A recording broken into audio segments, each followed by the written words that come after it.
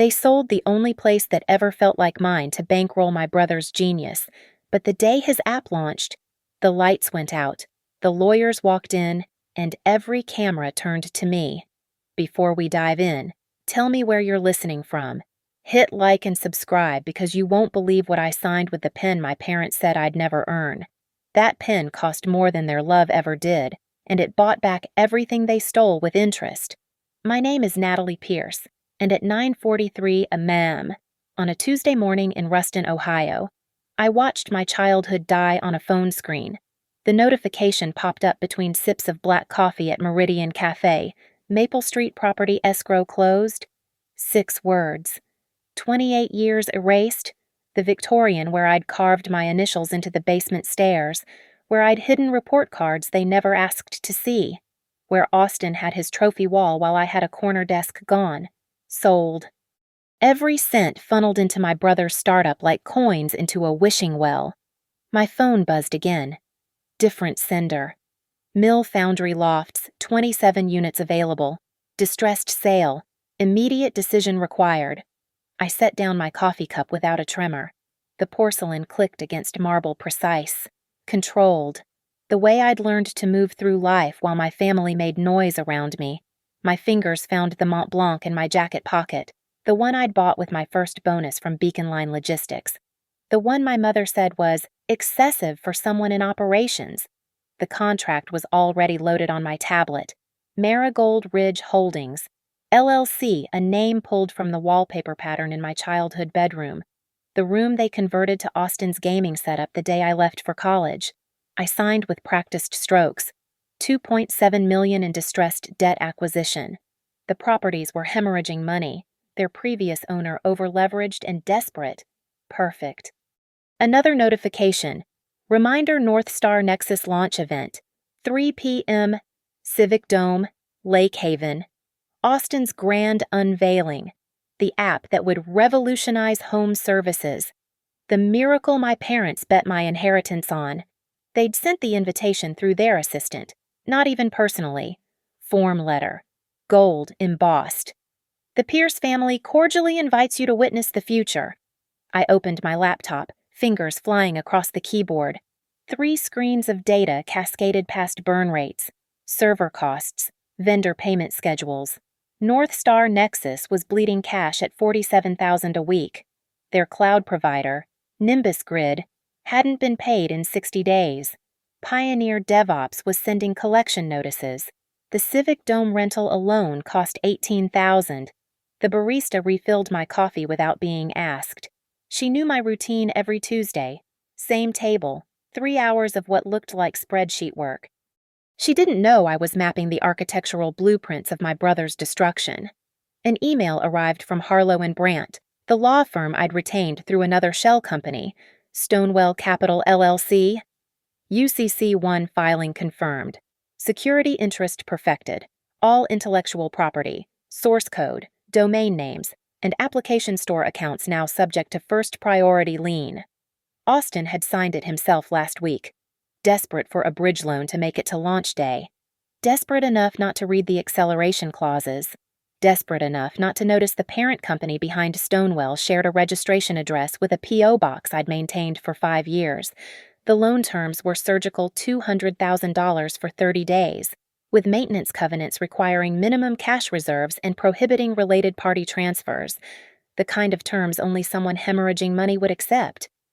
The kind of terms that turned a company into a marionette, every string leading back to my hands. My phone screen lit up with a text from my mother. Don't forget Austin's big day cocktail attire. The Weatherbys and Caldwells will be there. No mention of the house. No acknowledgement that they'd sold my history to fund Austin's future. Just another command, another expectation that I'd show up and smile while they celebrated their golden child. I pulled up another screen property records for Maple Street. The trail was deliberate, each transfer designed to obscure the final destination. From my parents to Highbrook Home Partners, a property investment firm. From Highbrook to Riverbend Restorations, specialists in historical preservation. From Riverbend to the Everhart Foundation, a charitable trust dedicated to maintaining architectural heritage in the Midwest. The Everhart Foundation's sole trustee, Natalie Pierce, operating through a blind trust structure that would take forensic accountants weeks to unravel. The house was already mine again. My parents just didn't know it yet. 3 p.m. approached like a surgeon's appointment. Every piece in position, every document filed, every digital trap armed. I closed my laptop, left cash on the table, and stood. My reflection in the cafe window showed a woman in a charcoal suit worth more than my parents had ever spent on my education. Hair pulled back in the same low chignon I'd worn since high school, when they said I should try to be prettier, like Austin's girlfriends. The pen went back in my pocket, its weight familiar as a weapon. Time to attend a funeral disguised as a launch party. The Pierce family of Caldwell County practiced law for 3 generations except for me. My father, Judge Robert Pierce, retired from the circuit court with a portrait in the courthouse lobby. My mother, Elaine, managed the county school board with the same iron grip she used on our dinner conversations. "The law runs in Pierce blood," she'd say, refilling Austin's milk while my glass sat empty. Some of us more than others. I was 11 when I won the state science fair with a project on supply chain optimization using fruit fly populations. The local paper ran a photo of me holding the trophy, braces gleaming, alone because my parents were at Austin's junior debate championship 2 counties over. He'd placed 3rd. They framed his participation certificate. My trophy went in the basement. Until we find the right spot. Austin got the right spot. Austin always did. At dinner, conversation flowed around me like water around a stone. Austin's teacher says he has real presence. Austin's mock trial performance was extraordinary. Austin reminds me of myself at that age. That last one from my father, eyes bright with recognition of himself in his son. When I mentioned my acceptance into the advanced mathematics program, my mother passed the salt and said, "That's nice, dear. Austin, tell us about your closing argument." I learned early that excellence was only excellence if it wore the right face. The Maple Street house witnessed it all. A Victorian built in 1893, with good bones and better memories, at least for me. I'd mapped every creaking board, every draft that whistled through old windows, every place where wallpaper bubbled with age. In the attic, I built kingdoms from bankers' boxes of old case files. In the basement, I taught myself coding on a computer Austin had discarded for a newer model. "Why can't you be more like your brother?" became the family hymn.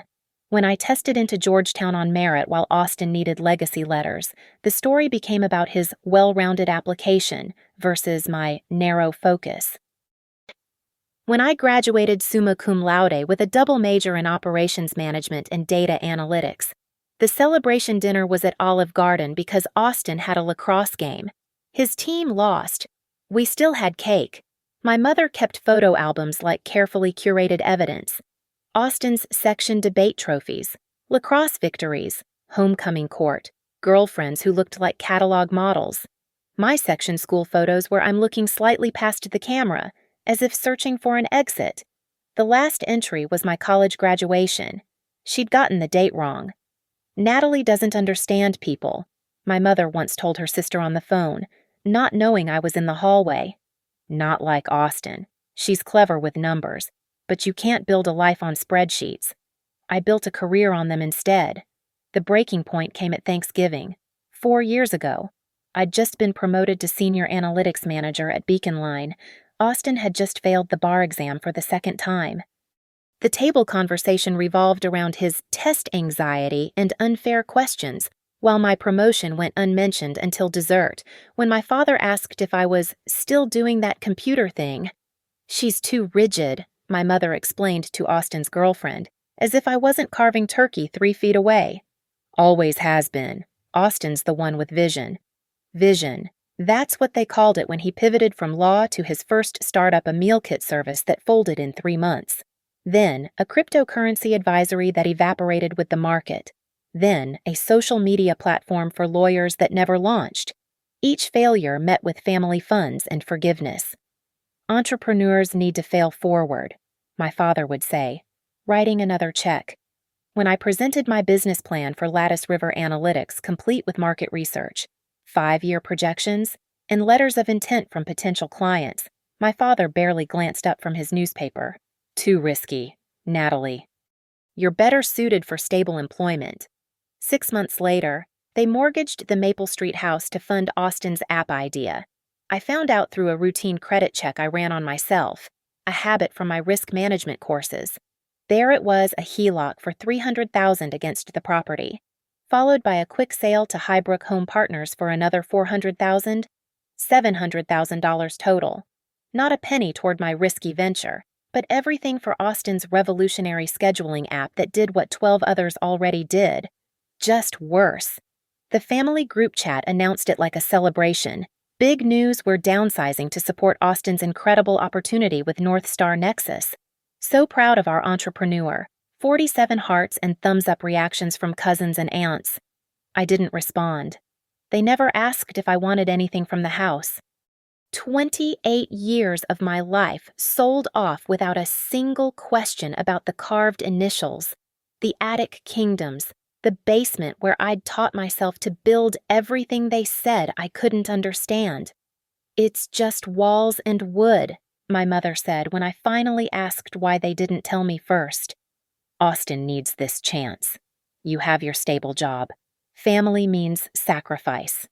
Family meant their sacrifice of my history for his future. That night, I opened a new spreadsheet. Column A, assets to acquire. Column B, corporate structures needed. Column C, timeline for destruction. The law might run in Pierce's blood, but revenge ran in mine.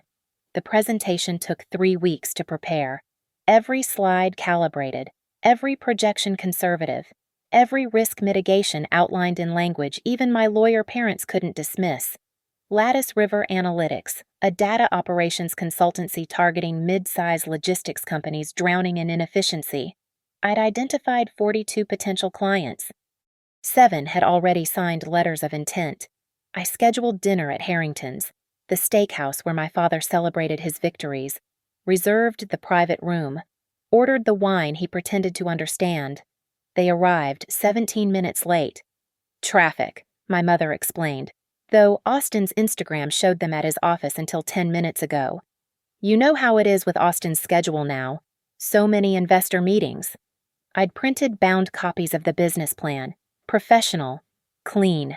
The kind of document my father once called real work when his clerks produced them. I walked them through the executive summary, the market analysis, the competitive landscape. My mother checked her phone 4 times. Austin's name lit up her screen. I need $150,000, I said, reaching the funding slide. I can offer a 30% equity stake or structure it as a convertible note with 8% interest. My father cut his steak without looking up. That's quite a lot of money. Natalie, it's 21% of what you're investing in Austin's app. The knife paused. That's different. How? Austin's venture has real potential. This, he gestured at my presentation. This is just consulting, moving numbers around. Anyone can do that. Then why are companies paying $300,000 minimum for what I'm offering? My mother sighed, the sound she'd perfected when I was 7, and asked why Austin got the bigger room. Sweetheart, you have to understand. Austin needs this chance. You're already successful. You have your job, your stability. Why rock the boat? Because I want to build something. But you're not a builder, she said, reaching for her wine. You're a processor. You handle details. Austin sees the big picture. The waiter came to clear plates. I let the silence stretch, watching them avoid my eyes. Would you consider a loan? I asked. I'll pay market rate plus 2%. Too risky, my father said immediately. If it failed, it could damage family relationships. But Austin's ventures are different. His tone snapped shut like a briefcase. Austin is pursuing innovation. You're talking about spreadsheet management. I have signed letters of intent. Anyone can forge signatures, dear. My mother interrupted. Not that you would. Of course. But the risk is simply too high. Now, let's talk about something pleasant. Austin's meeting with Lighthouse Capital went wonderfully. The check came. I paid. They didn't pretend to reach for it. 2 months later, the house sale documents hit public record. I was in my apartment, reviewing vendor contracts for Beacon Line, when the alert came through. I'd set up monitoring on the Maple Street address, a simple Google alert that most people wouldn't think to create. The details downloaded in black and white sold for $700,000 to Highbrook Home Partners, a company registered in Delaware with offices in Columbus. No call, no text, no email. I found out the same way strangers would through public record. The family group chat stayed silent for 3 days. Then, Sunday evening at 8:43 p.m., my mother posted, "Exciting news. We've decided to downsize and invest in Austin's incredible new venture, North Star Nexus. Sometimes you have to bet on family." The responses flooded in. Aunt Patricia, "So proud of you for supporting Austin." Cousin Mark, "That's what family is all about." Uncle Dennis, "Austin's going places, smart investment." I typed 7 different responses, deleted them all. Austin posted next, "Overwhelmed by my parents' faith in me. Can't wait to prove them right. North Star Nexus is going to change everything." 112 likes in an hour. I drove to Maple Street that night. Parked across the street. The Victorian stood dark against the sky. A sold sign stabbed into the lawn where I'd learned to ride a bike. Through the windows, I could see boxes stacked in what was once the living room. 28 years of life packaged for removal. My phone buzzed. Austin. "Hey sis, parents told me you know about the house. Don't worry when North Star hits big. I'll buy you something nice. Maybe a condo downtown." I didn't respond. My mother called an hour later. "Natalie, don't be dramatic. It's just a house. We're moving to a lovely townhome in Riverside Commons. Much more manageable. You sold my childhood for his startup. We invested in the family's future. In Austin's future. He's the one taking risks, dear. Real risks. Not like your little consulting idea. This app could be worth millions. My little consulting idea has contractual commitments worth $900,000 in year 1. Silence. Then, paper doesn't mean anything until the check's clear. Austin has vision. Lighthouse Capital sees it. We see it. I'm sorry you don't. She hung up. I sat in my car until 2:17 a.m., watching the house breathe in darkness. Every window held a memory they'd sold.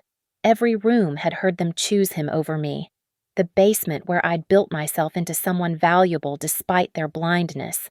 The attic where I'd learned that being excellent wasn't enough if you were the wrong child. Monday morning, I incorporated Marigold Ridge Holdings, LLC, Tuesday. I opened conversations with 3 distressed debt brokers. Wednesday, I began studying the Uniform Commercial Code. They wanted to invest in the future fine. I'd show them what their future looked like when you sold the past to the wrong buyer. The Uniform Commercial Code became my Bible. Article 9 specifically the rules governing secured transactions. While Austin burned through family money perfecting his app's user interface, I studied the architecture of corporate destruction. My days split into 2 lives. 9 to 6 at Beacon Line Logistics, optimizing supply chains and cutting costs with surgical precision. My team thought I was dedicated. My boss called me invaluable. The $43,000 bonus I earned went straight into Marigold Ridge Holdings' war chest. Nights belonged to education. UCC 1 financing statements. Perfection of security interests. The priority rules that determined who got paid first when companies collapsed. I took online courses from Columbia Law, MIT Sloan, Chicago Booth, not for certificates for weapons. The first opportunity came through a broker in Cleveland. Nimbus Grid Cloud Services held $200,000 in receivables from North Star Nexus. Austin's company was 60 days behind, pushing 90. Nimbus Grid needed cash now. I bought the debt for 40 cents on the dollar through Marigold Ridge, $80,000 for the right to collect $200,000. The broker didn't care who I was, only that the wire transfer cleared. Pioneer DevOps came next. They'd provided back-end development for North Star's alpha version, owed $150,000 payment overdue by 4 months. Austin kept promising, once the Series A closes. I paid $60,000 for their claim. Each purchase required careful structure. Multiple LLCs layered like nesting dolls. Marigold Ridge Holdings owned Riverstone Ventures, which owned Cascade Asset Management, which actually held the debt. Corporate veils thick enough to take months to pierce. I mapped Austin's burn rate obsessively. Every public post, every LinkedIn update, every Instagram story revealed spending patterns. The Tesla Model S lease, $7,000 monthly.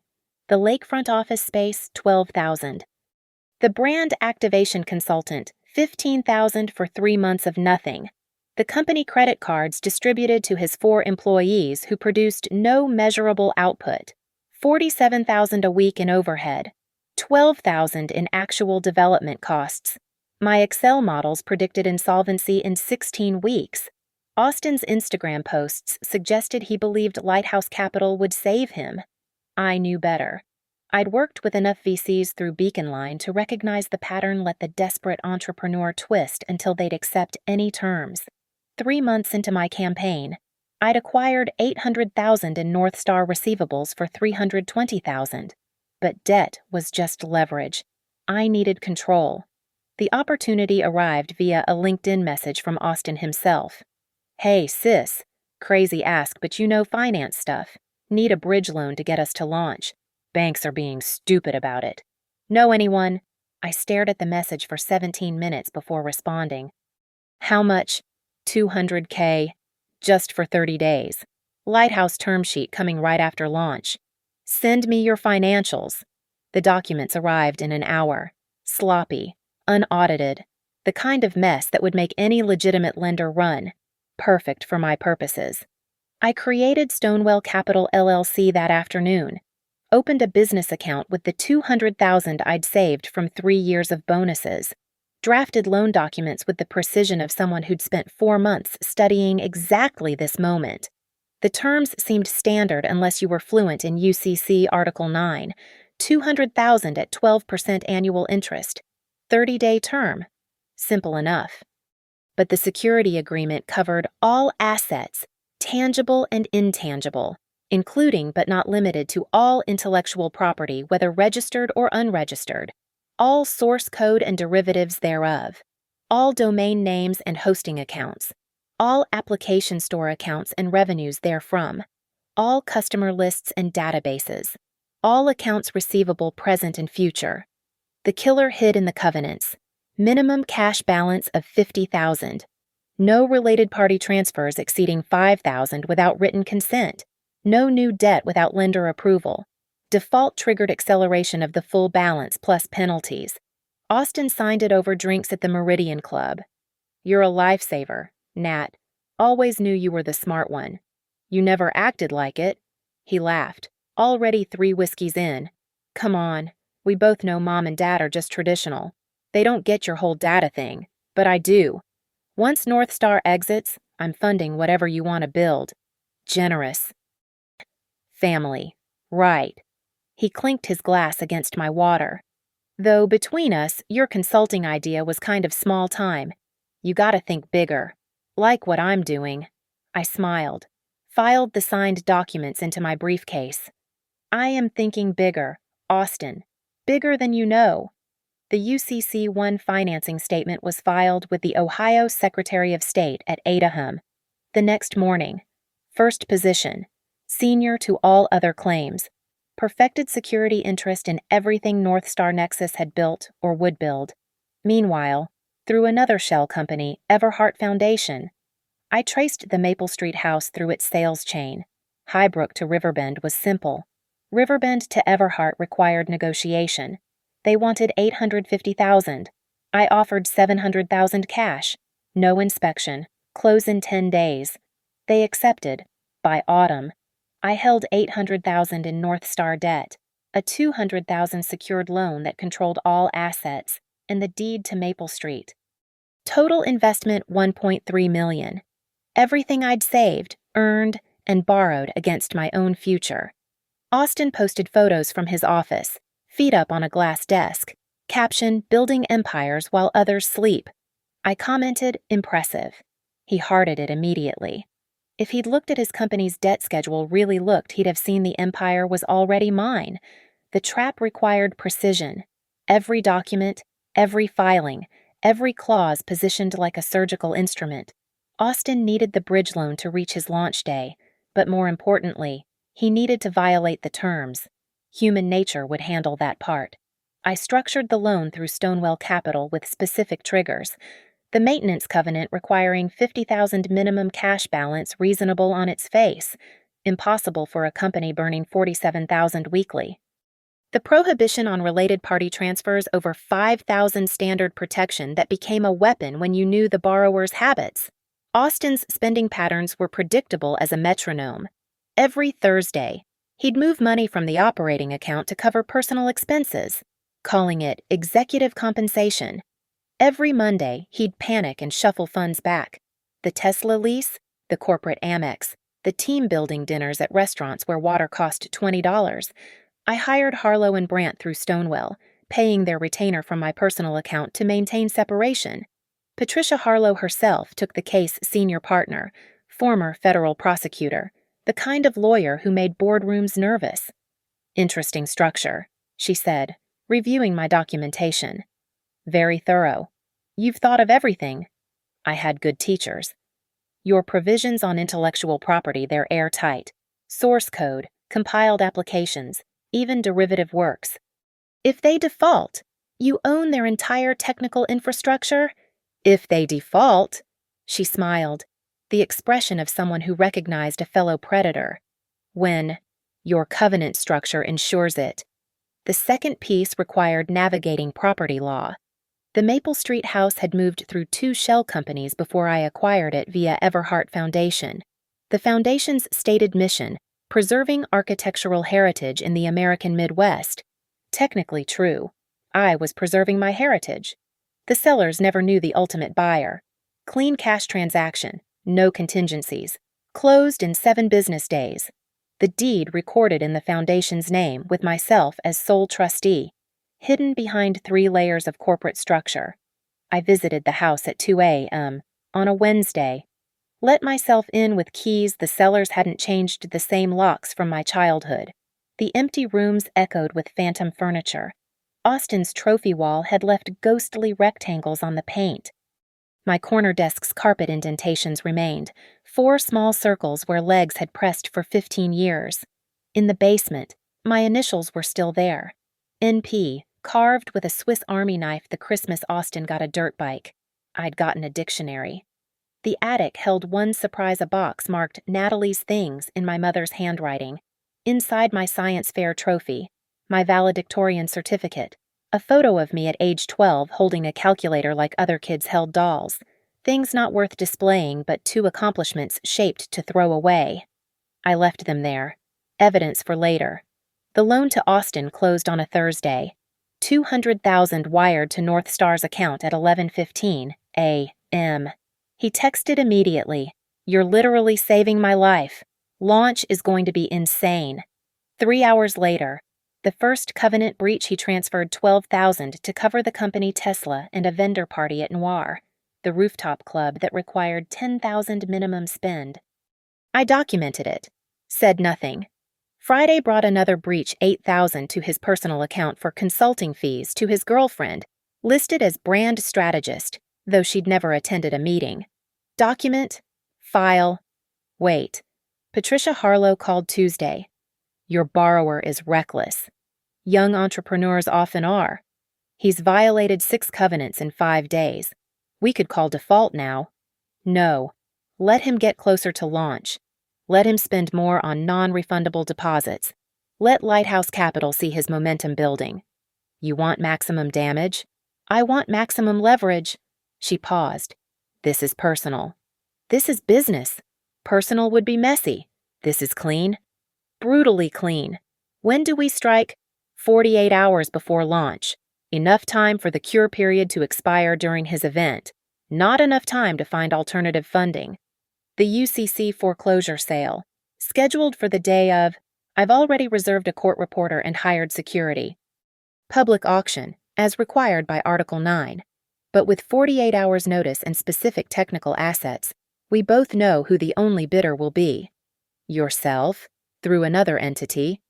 Cascade Asset Recovery, a subsidiary of Riverstone, owned by Marigold Ridge. Patricia laughed, sharp and appreciative. You've built a corporate matryoshka doll. I learned from watching my parents structure legal protections. They just never taught me directly. Their loss. The documentation is flawless. When this executes, they'll own nothing but memories. They sold those too. They just don't know it yet. The North Star Nexus launch invitation arrived the next day. Gold embossed, addressed to Ms. Natalie Pierce and guest. Inside, my mother's handwriting, so proud of our family's entrepreneur cocktail attire required, I held the invitation to the light. Expensive paper, probably $50 per piece for the 200 they'd sent. Another covenant breach marketing expenses exceeding authorized amounts. My phone buzzed. Austin, texting from his office at 11:43 p.m. Lighthouse partner confirmed for launch. This is happening. Mom says you RSVP'd. Yes, glad you're coming. Should have included you more. My bad, I responded. Wouldn't miss it. He sent back champagne emojis. I pulled up the master spreadsheet. Every debt position, every security interest, every default trigger mapped in columns and rows.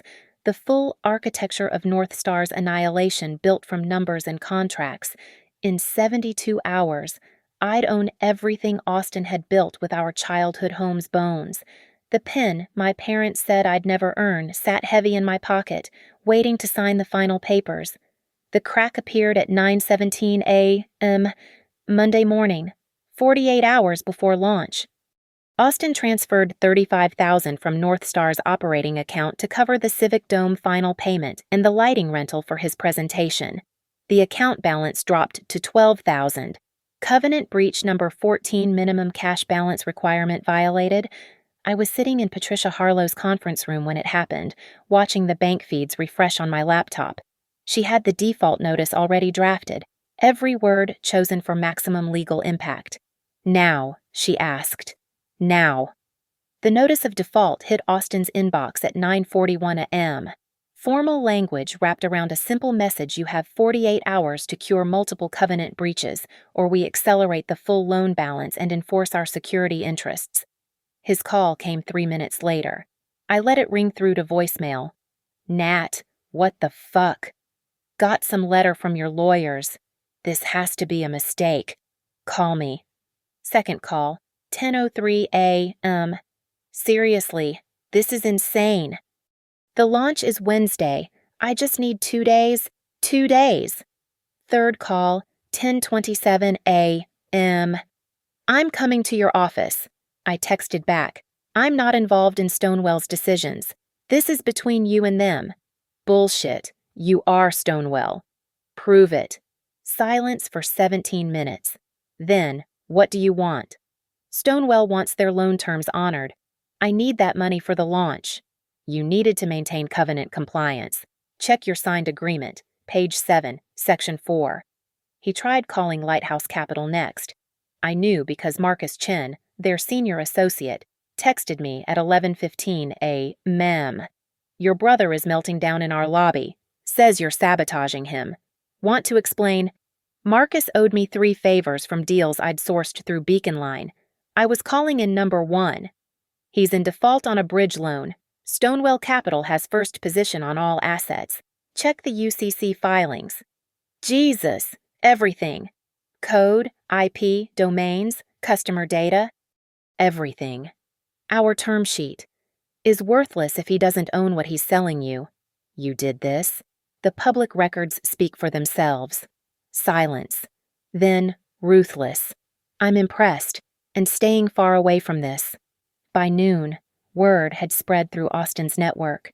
The vendors started calling the caterer, the AV company, the photographer. All wanted confirmation their invoices would be paid. Austin's corporate credit card declined at 12:43 p.m. when he tried to buy lunch. I knew because he posted about it, then deleted it, but not before I screenshot the rage. Nimbus Grid struck at 2 p.m. Their notice arrived via courier. Pursuant to our rights as creditor, now assigned to Cascade Asset Management, we are suspending all cloud services effective immediately for non-payment. Austin's app went dark. 6,000 beta users suddenly faced error screens. He called me again at 2:17 p.m. This time I answered. Hi, you bought the debt you're Cascade to. I don't know what you're talking about. Mom and Dad's house paid for this company. And now other people own what that money bought. That's how capitalism works. This is psychotic. This is business. You have 35 hours to cure default. I need an extension. Stonewell doesn't grant extensions. You mean you don't? I mean Stonewell doesn't? Read your loan documents. He hung up. Called our parents. I know because my mother called me at 3:05 p.m. Voice pitched with panic. Natalie, what have you done? Executed properly documented commercial transactions. Austin says you're destroying his company. Austin destroyed his company by violating loan terms he signed. Fix this, now. I can't fix Austin's signatures on legal documents. This is about the house, isn't it? You're being petty. This is about $200,000 plus accrued interest. Nothing more. We're your family. Then you should have treated me like it. I hung up, blocked her number, then my father's, then Austin's. Patricia Harlow messaged at 4 p.m. Your brother's attorney just called. They want to negotiate. No negotiations. Full compliance or foreclosure. They're offering partial payment? Full compliance or foreclosure. You're ice cold. I love it. The cure period clock ticked down. Austin scrambled for emergency funding, but every investor who pulled records saw the same thing. Stonewell's security interest covered everything. First position. Senior to all claims. Who would invest in assets they couldn't own? Tuesday brought desperation. Austin showed up at Beacon Line at 8 a.m. Security stopping him in the lobby. I need to see my sister. She's in meetings all day. I was actually in the building, watching from the security office monitors. He looked haggard, unshaven, the golden boy tarnish spreading. He tried camping in the lobby until building security escorted him out at noon. By Tuesday evening, 20 hours before launch, Austin had raised nothing. The vendors pulled out. The Civic Dome threatened to cancel without full payment. Lighthouse Capital formally withdrew their term sheet at 6:43 p.m. I scheduled the UCC Article 9 foreclosure sale for Wednesday at noon. Public notice posted on 3 legal websites and the county courthouse board. Minimum bid $1. The stage was set. The actors in position. The Golden Boy's empire built on my erased history would fall at the exact moment he meant to claim triumph. Wednesday would be beautiful. Wednesday arrived wrapped in perfect irony, clear skies, gentle breeze. The kind of day Austin would have called launch weather if he'd checked anything beyond his mirror. The Civic Dome stood gleaming in Lake Haven's business district, its glass facade reflecting clouds that moved like witnesses gathering for an execution.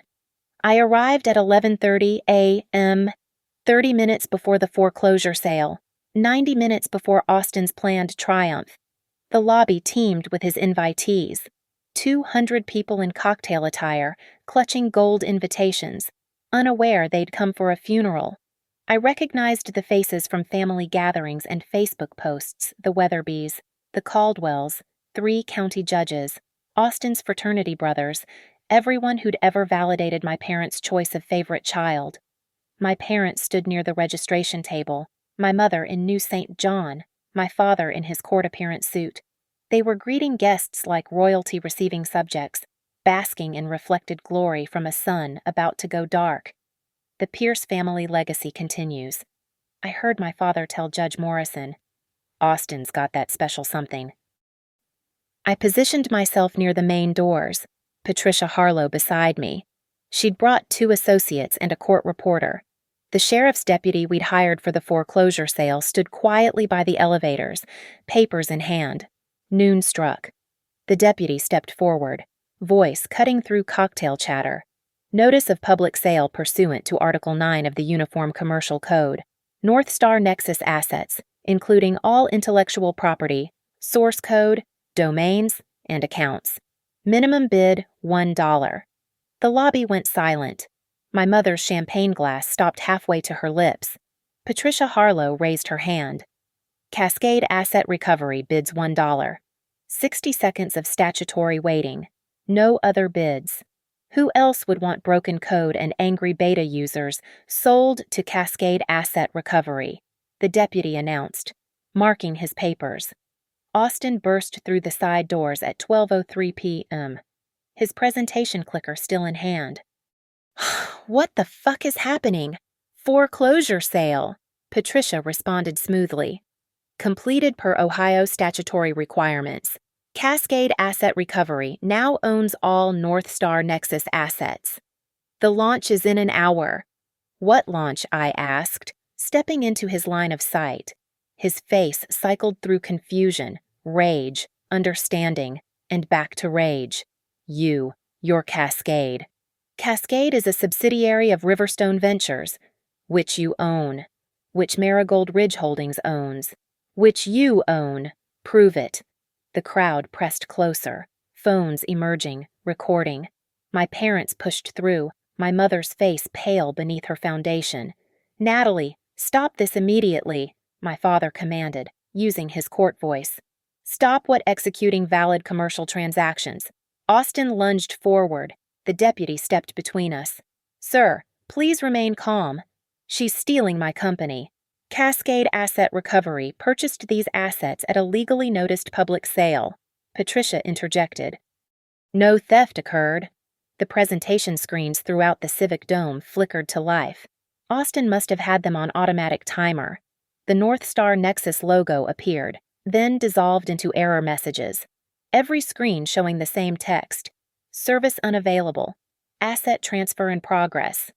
I'll sue you into the ground, Austin snarled. With what money? I pulled out my phone, showed him the North Star Nexus operating account balance, $73.16. With what lawyers? Cascade owns your contracts with outside counsel, too. My mother grabbed my arm. This is vindictive. This is business. Just like selling my childhood home for his startup was business. We're family. No, you're his family. I'm just someone who lived in your house until you could sell it. The live stream Austin had scheduled kicked in automatically, broadcasting to his 6,000 beta users. They were watching their app's founder melting down in real time, the comments section exploding with confusion and mockery. Turn it off, Austin shouted at the AV tech. I can't, the tech replied. The account owner needs to. I am the account owner. According to our records, Cascade Asset Recovery owns this account as of 12:01 p.m. I let it run. Let his humiliation stream to everyone who'd believed in him the way my parents had. The golden boy reduced to screaming at screens that no longer obeyed him. Austin turned to the crowd, desperate. This is temporary. A family dispute. We'll sort it out and relaunch next week. With what? I asked loudly enough for everyone to hear. Cascade owns your code, your domains, your user data, your trademark applications, every line, every pixel, every idea you built with money from selling our childhood home. Our home. The one on Maple Street, with my initials in the basement and your trophy wall in the living room. The one Mom and Dad sold to fund your vision while telling me I wasn't worth the risk. The silence stretched taut. Phones stayed raised, recording everything. Marcus from Lighthouse Capital stepped out of the crowd, heading for the exit. Austin, we're done here. Marcus, wait. But the VC was gone, followed by 3 other potential investors who'd come to scout. They knew dead meat when they smelled it. Austin's girlfriend, the brand strategist, slipped away next, her heels clicking retreat across marble. The empire collapsed in real time, each departure another brick pulled from the foundation. You destroyed me, Austin whispered. No. I picked up the presentation clicker he'd dropped, turned it over in my hands. You destroyed yourself. I just documented it. The sheriff's deputy handed me the certificate of sale. I signed it with my Mont Blanc, the pen my parents said I'd never earn, watching their faces as I made their chosen child's future legally mine. The coup de grace came wrapped in old paper and forgotten ink. I reached into my briefcase, pulling out a manila folder thick with property records. The crowd hadn't dispersed, if anything. It had grown, drawn by the spectacle of Austin Pierce's public destruction. Good. I wanted witnesses. There's one more thing, I said, voice cutting through the murmurs. My mother's face went from pale to gray. Natalie, enough. You're right. It is enough. 28 years was enough. I opened the folder, spreading the documents on the registration table where Austin's welcome packets lay abandoned. Chain of title for 1423 Maple Street. Sold by Robert and Elaine Pierce to Highbrook Home Partners for $700,000. My father stepped forward, judge voice returning. That's public record. So what? Highbrook sold to Riverbend Restorations for $750,000? I laid down the next document. Riverbend sold to the Everhart Foundation for $700,000. Someone lost money, Austin spat. Who cares? The Everhart Foundation cares. I pulled out the deed, raised it so the phone's recording could focus. Because the Everhart Foundation is dedicated to preserving architectural heritage, and the sole trustee of the Everhart Foundation is standing right here. The silence hit like a physical force. You bought our house? My mother's whisper carried in the silence.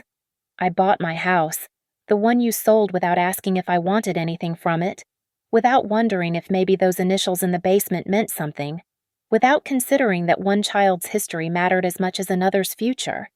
I pulled out the key, the original, the one I'd kept since I was 7, the one they'd never asked me to return, held it up like evidence in court. Every dollar you got from selling my childhood went into Austin's company. Every dollar from Austin's company now belongs to Cascade Asset Recovery. And the house. I set the key on the table with a click that echoed. The house is mine again. Full circle. Austin grabbed the deed, scanning it frantically. This can't be legal. As legal as you signing loan documents without reading them. As legal as Mom and Dad selling property without telling me. As legal as 28 years of being told I wasn't the one worth investing in. Patricia Harlow stepped forward.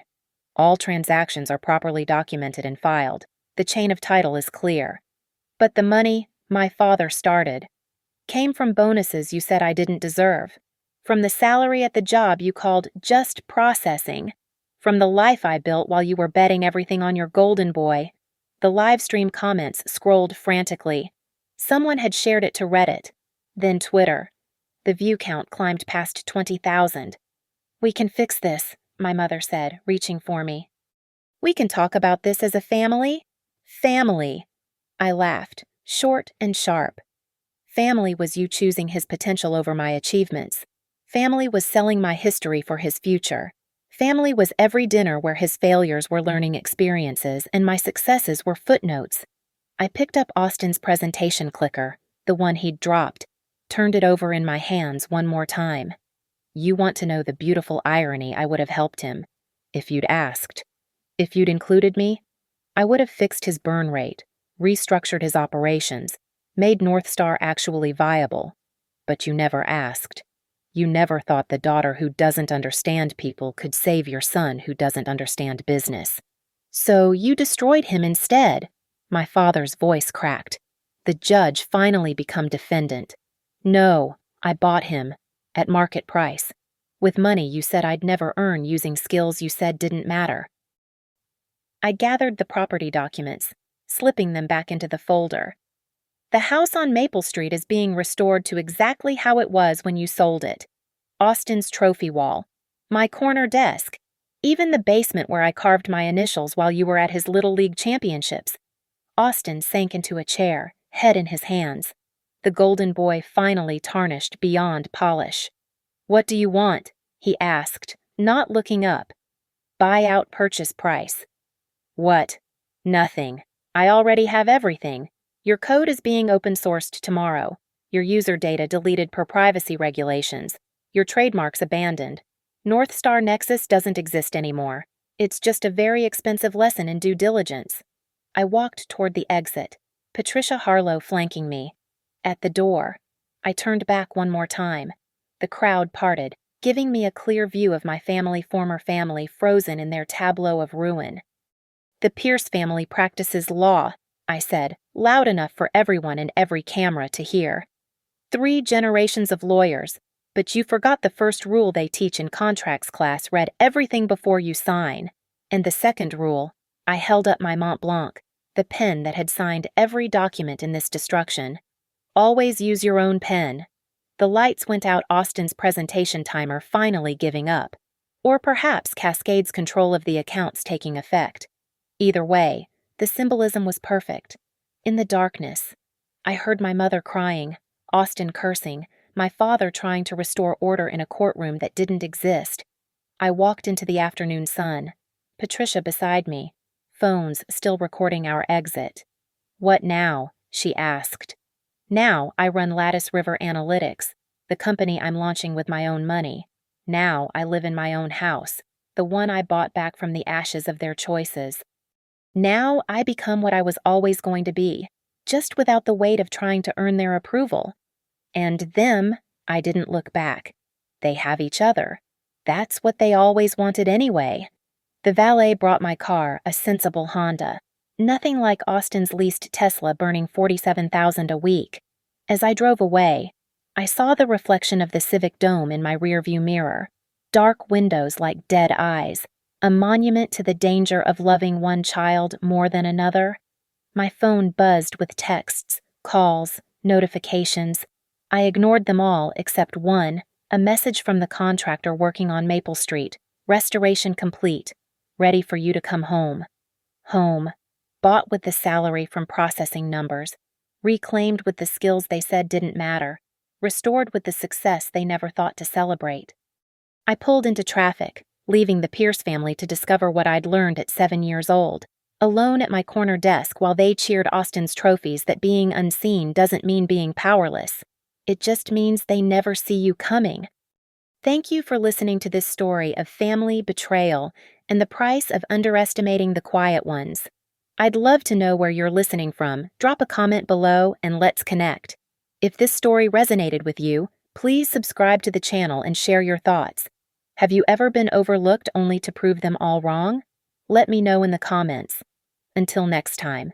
Remember, the best revenge isn't served cold, it's served with properly filed documentation.